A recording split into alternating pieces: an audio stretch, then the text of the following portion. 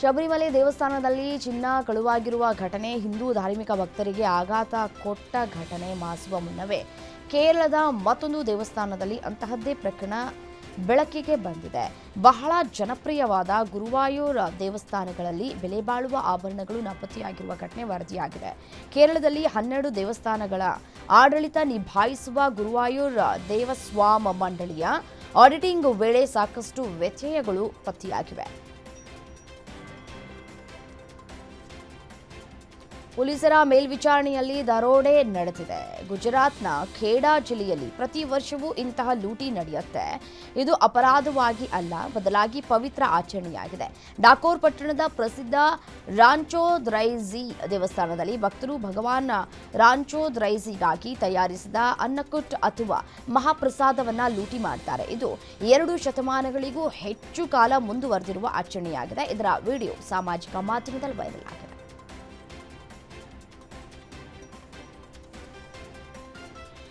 ಸುಂದರ್ಬನ್ಸ್ ಬಳಿಯ ಕಾಕು ದ್ವೀಪದಲ್ಲಿ ಕಾಳಿ ವಿಗ್ರಹ ಧ್ವಂಸಗೊಳಿಸಿದ ಬಳಿಕ ಬಂಗಾಳದಲ್ಲಿ ಭಾರೀ ರಾಜಕೀಯ ಬಿರುಗಾಳಿ ಎದ್ದಿದೆ. ಮಹಾಕಾಳಿ ಮೂರ್ತಿಯನ್ನೇ ಪೊಲೀಸರು ಬಂಧಿಸಿ ಪೊಲೀಸ್ ವ್ಯಾನ್ನಲ್ಲಿ ಹೊತ್ತೊಯ್ದಿದ್ದಾರೆ.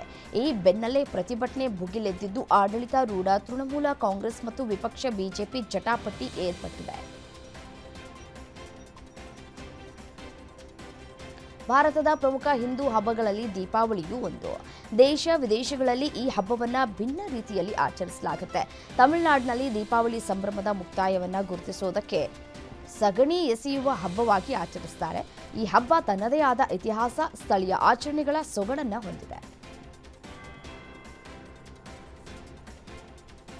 ಈಶಾನ್ಯ ಮಾನ್ಸೂನ್ ಆರಂಭದಲ್ಲೇ ತೀವ್ರಗೊಳ್ತಾ ಇರುವುದರಿಂದ ತಮಿಳುನಾಡಿನಾದ್ಯಂತ ಭಾರೀ ಮಳೆಯಾಗ್ತಾ ಇದೆ. ಚೆನ್ನೈನಲ್ಲಿರುವಂತಹ ಪ್ರಾದೇಶಿಕ ಹವಾಮಾನ ಕೇಂದ್ರ ರಾಮನಾಥಪುರಂ, ನಾಗಪಟ್ಟಣಂ, ಕಡಲೂರು, ತಂಜಾವೂರು ಸೇರಿದಂತೆ 8 ಜಿಲ್ಲೆಗಳಲ್ಲಿ ರೆಡ್ ಅಲರ್ಟ್ ಘೋಷಿಸಲಾಗಿದೆ. ಚೆನ್ನೈನ ನುಂಗಂಬಕ್ಕಂ ನಿಲ್ದಾಣದಲ್ಲಿ ರಾಜ್ಯದಲ್ಲಿ ಅತಿ ಹೆಚ್ಚು ಮಳೆಯಾಗಿದ್ದು 61.8 ಮಿಲಿಮೀಟರ್ ಮಳೆಯಾಗಿದೆ.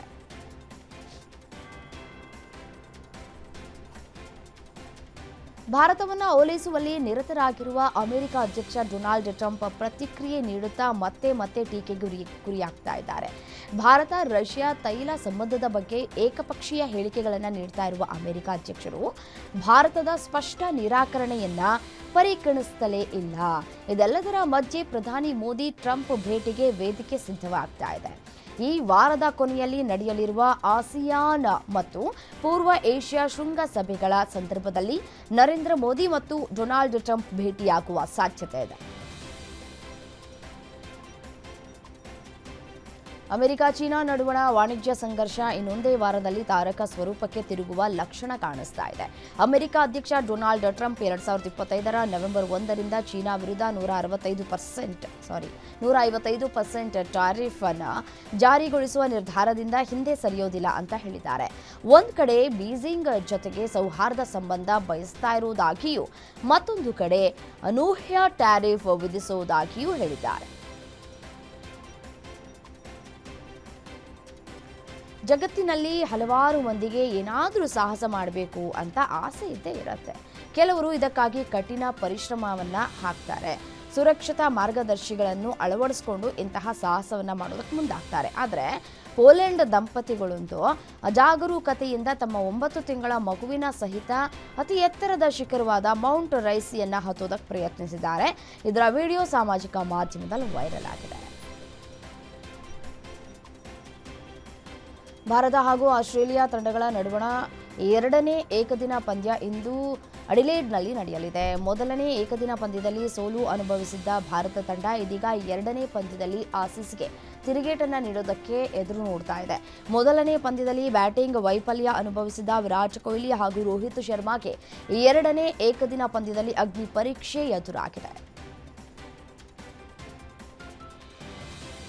ಮಹಿಳಾ ಏಕದಿನ ವಿಶ್ವಕಪ್ ಟೂರ್ನಿಯಲ್ಲಿ ಆಸ್ಟ್ರೇಲಿಯಾ ಮಹಿಳಾ ತಂಡ ತನ್ನ ಗೆಲುವಿನ ಲಯವನ್ನು ಮುಂದುವರೆಸಿದೆ. ಈ ತಂಡ ದಿನದಿಂದ ದಿನಕ್ಕೆ ಬಲಿಷ್ಠವಾಗ್ತಾ ಇದೆ. ಬುಧವಾರ ನಡೆದಿದ್ದ ಈ ಪಂದ್ಯದಲ್ಲಿ ಆಸ್ಟ್ರೇಲಿಯಾ ಇಂಗ್ಲೆಂಡ್ ಮಹಿಳಾ ತಂಡವನ್ನು ಒಂದ್ ಕಡೆ ಮಣಿಸಿದೆ. 2025ರ ವಿಶ್ವಕಪ್ ಟೂರ್ನಿಯಲ್ಲಿ ಇದು ಆಸೀಸ್ಗೆ 5ನೇ ಗೆಲುವಾಗಿದೆ. 6 ವಿಕೆಟ್ಗಳ ಗೆಲುವಿನ ಮೂಲಕ ಆಸ್ಟ್ರೇಲಿಯಾ ವನಿತೆಯರು ಹಲವು ದಾಖಲೆಗಳನ್ನು ಬರೆದಿದ್ದಾರೆ.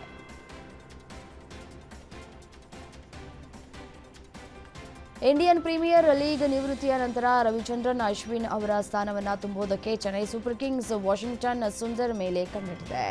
ಸುಂದರ್ ಅವರನ್ನ ಟ್ರೇಡ್ ಡೀಲ್ ಮಾಡಿಕೊಳ್ಳುವುದಕ್ಕೆ ಗುಜರಾತ್ ಟೈಟಾನ್ಸ್ ತಂಡ ಸಿದ್ಧವಾಗಿದೆ ಅಂತ ವರದಿಯಾಗಿದೆ. ಸಿಎಸ್ಕೆ ಇದೀಗ ಸ್ಥಳೀಯ ಆಟಗಾರರನ್ನ ಖರೀದಿಸುವುದಕ್ಕೆ ಎದುರು ನೋಡ್ತಾ ಇದೆ.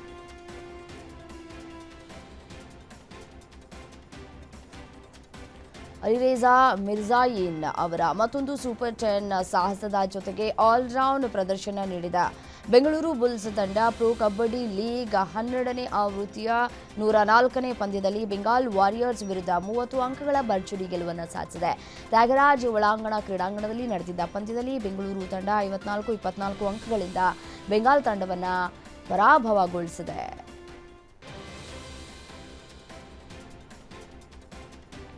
3 ದಶಕಗಳ ಹಿಂದೆ ಅನಂತನಾಗ್ ಅಭಿನಯಿಸಿದ ಯಾರಿಗೂ ಹೇಳ್ಬೇಡಿ ಚಿತ್ರವು ತೆರೆ ಕಂಡು ಹಿಟ್ ಆಗಿತ್ತು. ಇದೀಗ ಇದೇ ಟೈಟಲ್ನಲ್ಲೇ ಸಿನಿಮಾ ಒಂದು ಸದ್ದಿಲ್ಲದೆ ತೆರೆಗೆ ಬರ್ತಾ ಇದೆ. ಶಿವಗಣೇಶ್ ಆಕ್ಷನ್ ಕಟ್ ಹೇಳಿರೋ ಯಾರಿಗೂ ಹೇಳ್ಬೇಡಿ ಟ್ರೈಲರ್ ಅನ್ನ ಕಿಚ್ಚ ಸುದೀಪ್ ರಿಲೀಸ್ ಮಾಡಿದ್ದಾರೆ. ಅಪ್ಪಣ್ಣ, ಚೇತನ್ ವಿಕ್ಕಿ, ಚೈತ್ರ ಆಚಾರ್, ಅಶ್ವಿನಿ ಪೋಲೇಪಲ್ಲಿ, ಶರತ್ ಲೋಹಿತಾಶ್ವ, ಶಿವರಾಜ್ ಅಭಿನಯಿಸಿದ್ದಾರೆ.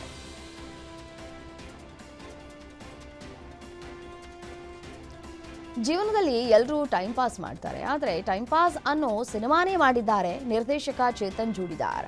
ಇಮ್ರಾನ್ ಪಾಷಾ, ವೈಸಿರಿ, ಪ್ರಭಾಕರ್ ರಾವ್, ನವೀನ್ ಕುಮಾರ್, ಸಂಪತ್ ಕುಮಾರ್ ಅಭಿನಯಿಸಿರುವಂತಹ ಟೈಮ್ ಪಾಸ್ ಸಿನಿಮಾ ನೋಡಿ ಪ್ರೇಕ್ಷಕರು ವಾವ್ ಅಂತಿದ್ದಾರೆ.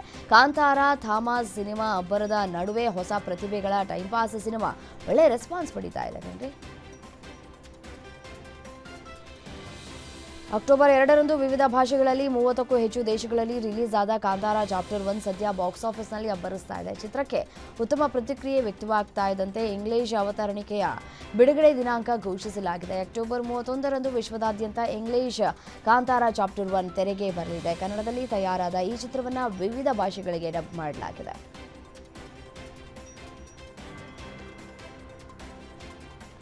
ರಶ್ಮಿಕಾ ಮಂದಣ್ಣ ಹಾಗೂ ವಿಜಯ್ ದೇವರಕೊಂಡ ನಡುವೆ ನಿಶ್ಚಿತಾರ್ಥವಾಗಿರುವ ವದಂತಿ ಇದೆ. ರಶ್ಮಿಕಾ ಕೈಯಲ್ಲಿರುವ ಉಂಗುರವು ಈ ವಿಚಾರಕ್ಕೆ ಸಾಕ್ಷಿ ಹೇಳ್ತಾ ಇದೆ. ಆದರೆ ಇಬ್ಬರು ಈ ಬಗ್ಗೆ ಎಲ್ಲಿಯೂ ಕೂಡ ಬಾಯ್ಬಿಟ್ಟಿಲ್ಲ. ಅಲ್ಲದೆ ಇಬ್ಬರು ಔಟಿಂಗ್ ಹೋದ್ರೂ ಒಟ್ಟಿಗೆ ಕಾಣಿಸ್ಕೊಳ್ತಾ ಇಲ್ಲ. ಇದರ ಬೆನ್ನಲ್ಲೇ ವಿಜಯ್ ದೇವರಕೊಂಡ ಮನೆಯಲ್ಲಿ